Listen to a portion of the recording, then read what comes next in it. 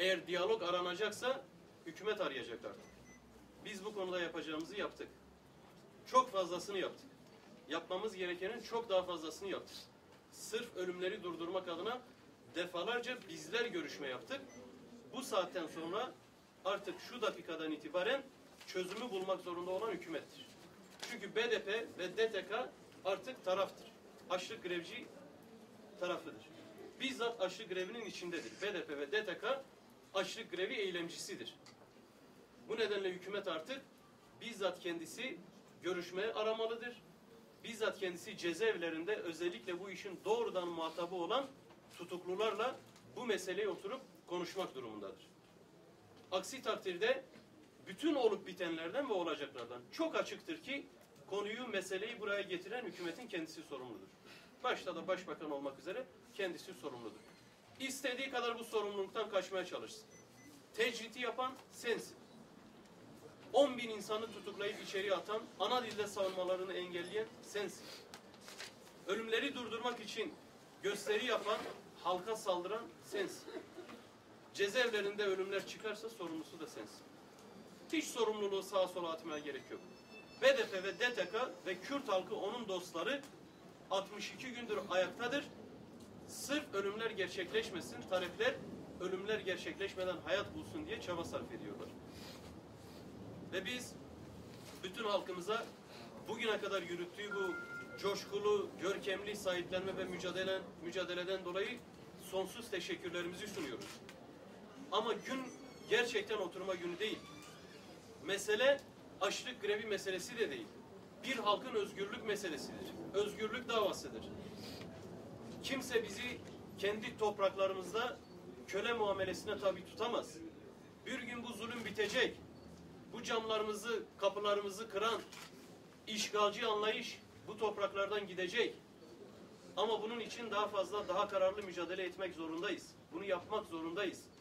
Gece gündüz demeden ayakta olmak zorundayız. Çünkü günümüz dünyası şöyle bir dünyadır. Haklı olmak yetmez. Güçlü de olmak gerekir. Biz güçlü, örgütlü bir halkız. Ve haklılığımızla, meşruiyetimizle biz kendi gücümüze dayanarak, örgütlü yapımıza dayanarak kendi sorunlarımızı çözeceğiz. Ve inşallah hiçbir kardeşimizin, yoldaşımızın cenazesinin, tabutunun cezaevinden çıkmasına izin vermeden, böyle bir noktaya getirmeden biz kendi gücümüzle bu sorunu çözeceğiz.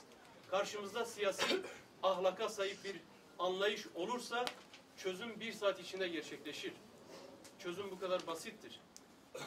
İmralı ile ilgili tecrit meselesinin tümden kalkması veya kalkacağına dair somut bir irade beyanının ortaya konması lazım. Ama bununla birlikte bizim cezaevindeki ölümleri durdurmakla birlikte dışarıdaki ölümleri durdurma gibi bir sorumluluğumuz da var. Daha dün Diyarbakır'dan 17 insanın cenazesi memleketlerine gitti. Bunun da nedeni bu savaştır.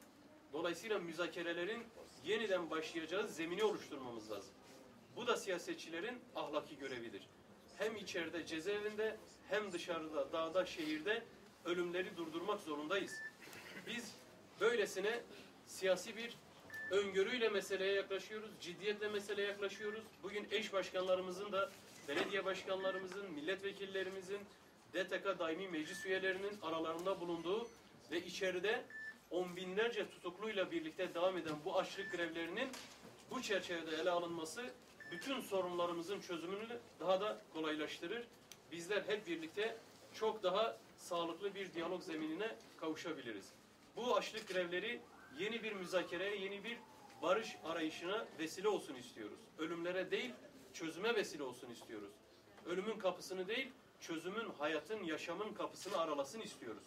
Geldiğimiz nokta, madem ki bu bir açlık grevi olarak kendini ortaya koyan bir eylemdir, geldiğimiz noktada artık bizler siyasetçiler olarak daha geniş yaklaşır, daha geniş davranırsak çözümü de yakalamak bu kadar kaotik bir dönemde, sıkıntılı bir dönemde bile son derece umutvari bir süreci yaratmak hepimizin elindedir.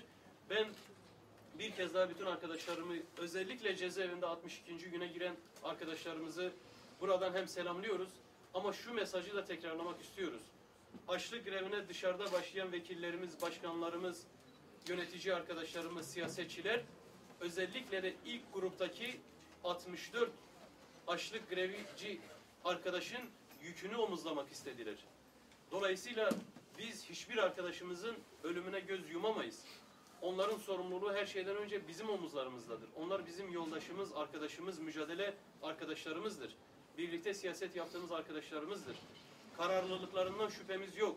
Samimiyetlerinden, ciddiyetlerinden şüphemiz yoktur. Ama dışarıda gerekirse biz ölelim dedik. Eğer bu savaşın bitmesi için, çözümün gelişmesi için ille birileri ölecekse biz ölelim. Çünkü biz bu halkın bütün sorunlarının çözümü için yetki aldık, vekalet aldık. Biz bütün halkımız için çözüm arayabilecek formül neyse onu yapmaya hazırız. Buradan cezaevindeki arkadaşlarımıza, özellikle en azından ilk gruptaki arkadaşlarımıza bir kez daha sesleniyoruz. Yaşamlarınız bizim için çok önemlidir. Biz bu kararınızı bir kez daha kendi iradenizle elbette ki gözden geçirmenizi arzularız. Çünkü biz dışarıda devraldık arkadaşlarımızla birlikte. Sizin her türlü kararınıza da saygı duyduğumuzu, duyacağımızı da bilmenizi istiyoruz. Sizin içeride dört duvar arasında iradenizin teslim alınamayan duruşu bütün halka büyük bir moraldir, büyük bir heyecandır, cesarettir ve bizim için büyük bir yüktür, tarihi bir sorumluluktur. Biz de onun gereğini yerine getireceğiz. Son olarak da dün DTK binasına yönelik saldırıyı buradan açıkça kınadığımı belirtiyorum. Bu saldırı sıradan bir saldırı değildir. Burada Kürdistan halkının en üst kurumuna, meclisine yönelik bir saldırıdır. Açık bir siyasi iradeye yönelik hakaret girişimidir. Bu hakareti 2-3 tane polis kılıklı çocuğun yapmadığı belli. Bunun bir örgütlü provokasyon olduğu belli. Bu çoluk çocuğu DTK'ya saldırtarak polis kimliği de olsa vekillerimize, eş başkanlarımıza yönelik saldırıyı geliştirerek halka hakaret etmek istiyorlar. Halkımız bu hakaretin altında kalmaz. Halkımız bu hakarete de boyun eğmez. Bunu bu ucuz tezgahı planlayanlar da bilsinler ki bu topraklar özgür olacak. Bu faşizan zihniyet de bu topraklardan bir gün elbette ki çıkıp gidecek. Ben bir kez daha bütün arkadaşlarımızı kutluyorum. Bütün arkadaşlarımıza başarılar diliyorum. Kazanan halkın direnen iradesi olacaktır. Buna yürekten inanıyorum.